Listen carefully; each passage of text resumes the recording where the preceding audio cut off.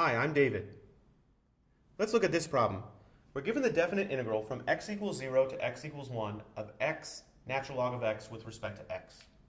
Okay, when we see this integral, kind of two things should pop into our minds. First of all, I have the product of two functions, and I can't simplify those functions algebraically, and I don't have any formula for x natural log of x. So I'm probably going to have to use integration by parts to integrate this. The second thing to recognize is that not everywhere in between 0 and 1 inclusive is this function even defined. In fact, if I plug in x equals 0, natural log of 0 is undefined. So this is an improper integral. So I've got to kind of deal with both of those pieces, integration by parts and the fact that this is an improper integral. So let me deal with the improper part first. This equals the limit.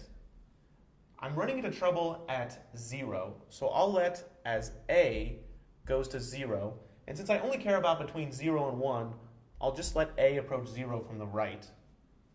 Of the integral from a to 1 of x times natural log of x with respect to x.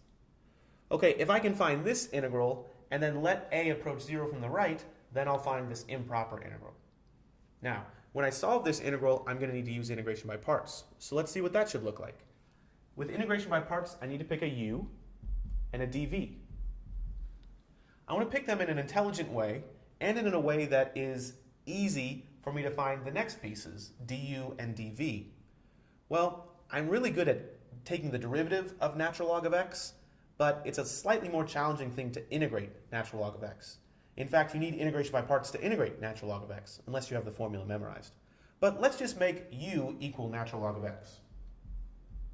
That way, du is just 1 over x dx. Okay, then dv would be x dx, and v, the integral of x with respect to x, would just be 1/2 x squared. So now that we have our integration by parts set up, let's figure out what this limit and integral equal. So this equals the limit as a approaches 0 from the right of, well, what do we have when we plug in our integration by parts formula?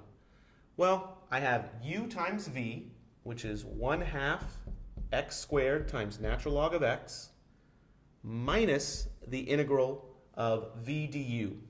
V du is 1/2 x squared times 1 over x dx. Now, I have to be concerned about my limits of integration. My limits of integration are from a to 1, and since this has already been integrated, this is going to be evaluated from a to 1. Okay, so I did integration by parts, and now this new integral is a lot nicer because x squared times 1 over x, that's just the same as x. So I can integrate that, and I finally have the limit as a approaches 0 from the right of, well, I've got x squared times natural log of x all over 2 minus 1/2, which is a constant, and the integral of just x with respect to x is another 1/2 x squared. And this whole thing is evaluated from a to 1. Okay, so I've successfully integrated, and now all I have to do is plug in my lower and upper limits of integration and then plug in what happens when a approaches 0 from the right. Okay, well, let's see what I get. This equals the limit as a approaches 0 from the right of, well, when I plug in 1, I get 1 squared times natural log of 1. Well, natural log of 1 is 0, so 1 times 0 over 2 is 0. Minus, well, if I plug a 1 into 1/2 times 1/2 times 1 squared, that's the same as 1/4. Minus, what happens when I plug in an a? Well, when I plug in an a, I have a squared natural log of a all over 2 minus a squared over 4. Okay, now the problem has been whittled down to a limit. I've integrated, I've done all that, and this is my answer, and now I just need to figure out what is this limit. Well, as a approaches 0, let's see if we can figure out some things that are simple. As a approaches 0 from the right, certainly a squared over 4 just goes to 0. So there's nothing wrong there. I do have something kind of odd going on right here.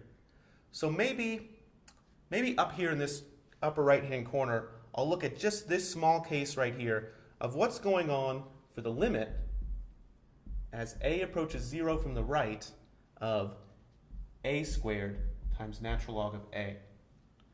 Well, as a approaches 0 from the right, a squared definitely goes to 0, but natural log of a goes to negative infinity. That's an indeterminate form. I'm going to need some way to deal with that. Well, I can't use L'Hopital's rule if it's 0 times negative infinity. That's not an indeterminate rule or an indeterminate form where I can use L'Hopital's rule, but I could rewrite it in order to use L'Hopital's rule. This would equal the limit as a approaches 0 from the right of the natural log of a all over 1 over a squared. Now, as a approaches 0 from the right, the numerator is going to negative infinity, the denominator is going to positive infinity. That's an indeterminate rule where I can use L'Hopital's rule. So by L'Hopital's rule, I can say that this is equal to the limit as a approaches 0 from the right of, well, the derivative of natural log of a is 1 over a. The derivative of a to the negative 2 is negative 2a to the negative 3. Well, that's the same as the limit as a approaches 0 from the right of, well, if I simplify this, I have an a to the negative 1 and an a to the negative 3. That gives me an a squared on the numerator, all over negative 2, and that equals 0. Okay, so that was kind of a challenge to figure out what that limit actually went to, but after all that work, we can see that this limit actually goes to 0 as well. Because if the numerator is going to 0, then that limit over 2 is also going to 0. Okay, so finally, after all this work, this equals negative 1/4.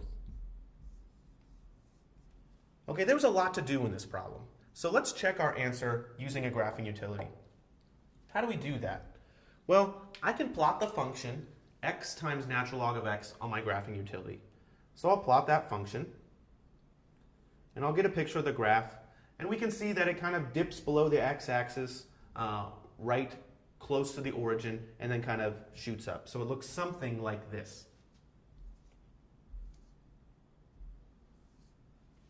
Okay, but we really only care about what happens between 0 and 1.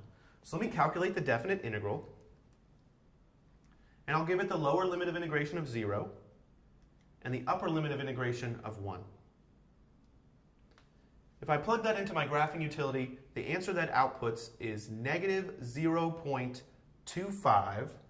So the answer is approximately negative 0.25000015. Okay, remember that a graphing utility will only give you an approximate answer. And this is very, very, very close to negative 1/4, our actual answer. So this is pretty much verified that the definite integral from 0 to 1 of x times natural log of x with respect to x does actually equal negative 1/4, or negative 0.25. Thanks for watching.